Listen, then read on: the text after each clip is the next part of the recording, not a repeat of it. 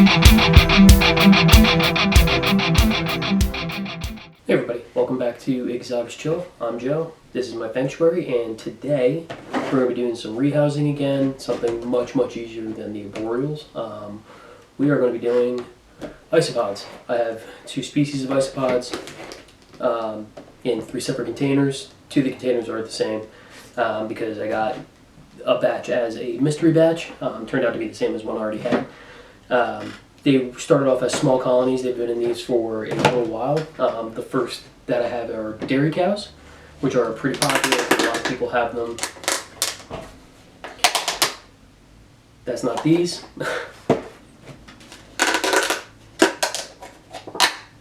That's these. Okay, so these are dairy cow isopods. They like it moist. They do propagate very quickly. So I have 2 colonies of them. They both kind of exploded. I'm going to put each of the species, the other one being the lava isopods.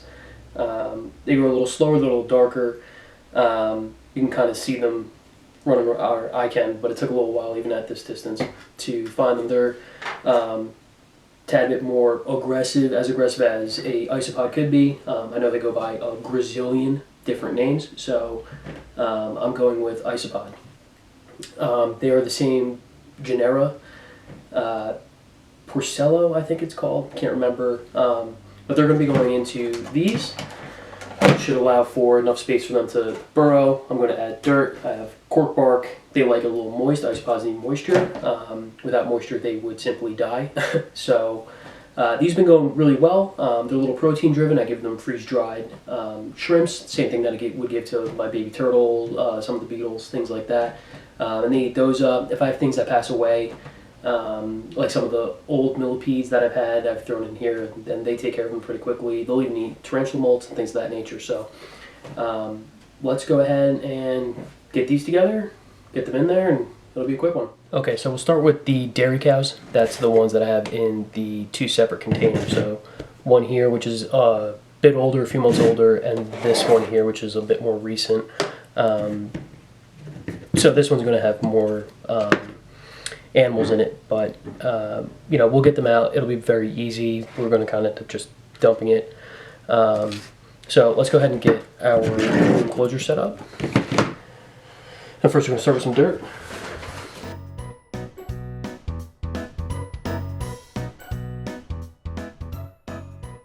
Okay, we'll get that all mixed around. We'll pat it down a little bit. This already has a bit of moisture in it, but it's just kind of dampish. It's not wet, so what I'm going to do is I'm going to spray this down with water. That'll seep to the bottom, so if they want to burrow for more moisture, they can go into deeper soil. So I spray in the corners there because that helps it seep to the bottom. You can probably see on the sides there. So what we're going to do next, very easy, take a piece of cork bark, maybe a couple, depending on the size of them. Park them right here in the bottom, and then they'll be able to use that for coverage. They'll hide under it. It's just something that the isopods enjoy.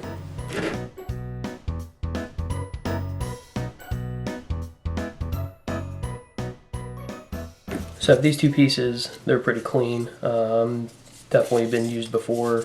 I want to make sure you don't have any tarantula webbing or spider webbing on these, as the isopods will get stuck in them. But these are both very clean, so it's not a worry that I have. So I'm going to bury them a little bit.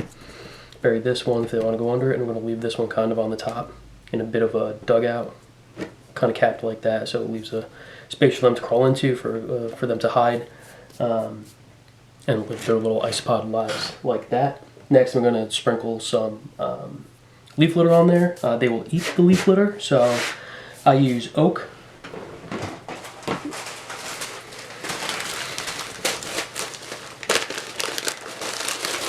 So I have these live oak leaves, crunch them up, sprinkle them in there. They'll eat that. This will last them quite a while. These are dry prepared leaves, so don't have to worry about it. But if they get too wet, they kind of get a little gnarly, which is fine. You can pluck leaves out, no problem. Just make sure they don't have any isopods attached to them.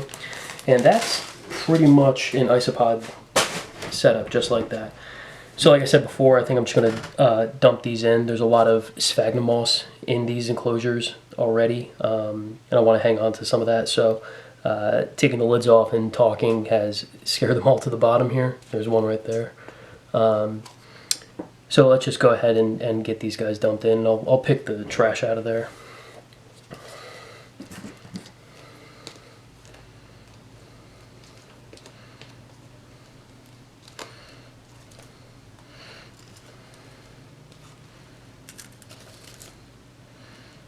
So here's a bunch of them.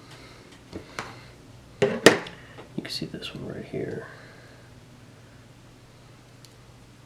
So here's an isopod. It's a dairy cow. You can tell why they call them that because of the spots that are on them. They're super cool little animals. I love them. They propagate quickly. This one's been kind of on and off a little bit with the sizes of the groups, but this is a good sized one. So hoping we get quite a few more now that they have a bit more space. I'm just going to take the sphagnum out, kind of place it around a little bit. There's probably some in there. The babies are so small you can't even see them, so you want to be very careful with scooching and prodding these things around. Let's get the leaves out.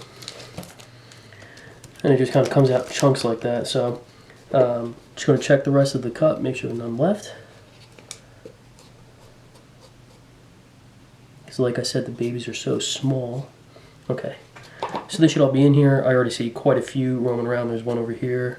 How you doing? Another one under here. I'm just going to break this up a little bit. We kind of get the leaves buried, we get that cork bark buried. A lot of moisture in this, probably too much actually. So good timing on getting these out of here. And this was the smaller colony in the cup, so it's understandable that there's only a few visible right now. The rest are probably very small in the dirt somewhere.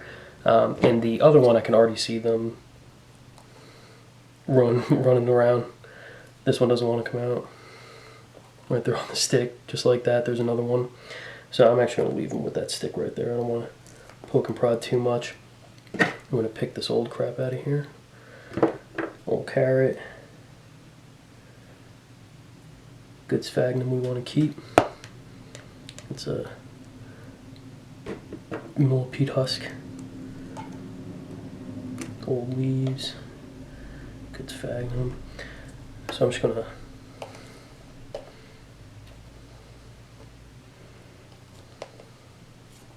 loosen up the soil a little bit so that it kind of falls out. I don't want to be picking and prodding too much in here because they are delicate little animals, so I'm going to go ahead and just dump this as shallowly as I can. Just got the top off, that's fine. Bunch of isopods in there, they're running around, that's fine.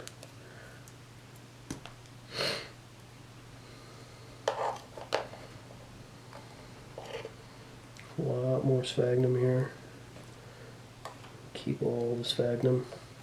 Sphagnum also is very, very good at retaining moisture, which is something the isopods need and enjoy, so we'll do our best to keep that there. All the rest of this is pretty packed down.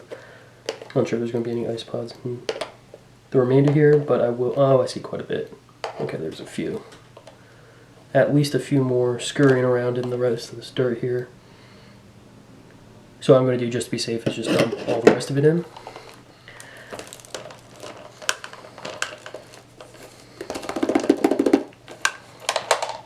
Okay. So that should be all of those. So now you can see that they're all in this larger area. I can see them moving around in here. Right, there's one right there. You can see the soil kind of moving and throbbing with them moving. So this is all good stuff. So what I'm going to do is I'm going to leave this a little bit. I'm going to throw in, there's a nice layer of leaves under there, so they'll be able to eat those. I'm going to throw in some more of those little shrimps. I have a bunch of leftover crickets that didn't make it the week, as crickets are wont to do, and we'll move on to the next one. Okay, so the next ones are the lava isopods. These are a little darker, a little tougher to see. There's actually one right here on top. I'll throw that in there. So you see they're on the larger end, a little darker. I hope the camera's focusing on that. That helps a little bit, kind of scurrying around. There's a few of these in here. They're the same way. A lot of moisture, protein driven, and propagate well. So I'm going to set this up the same way as the other one. Dirt, cork bark, keep this sphagnum in here, leaves.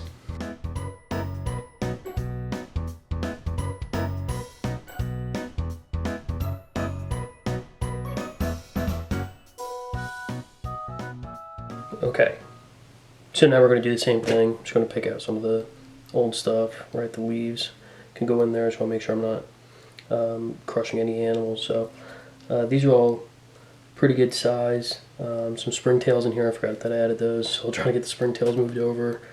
They'll coexist. There's a whole bunch. It's very difficult to see. So we have them in this larger enclosure here. This is going to work out just great. See a bunch running around. That's awesome. So we'll leave them like that. Easy enough.